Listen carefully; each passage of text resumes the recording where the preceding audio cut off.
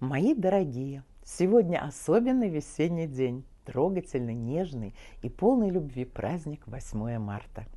А лично для меня еще двойной повод для радости, ведь именно в этот день, 38 лет назад, родился Тодес.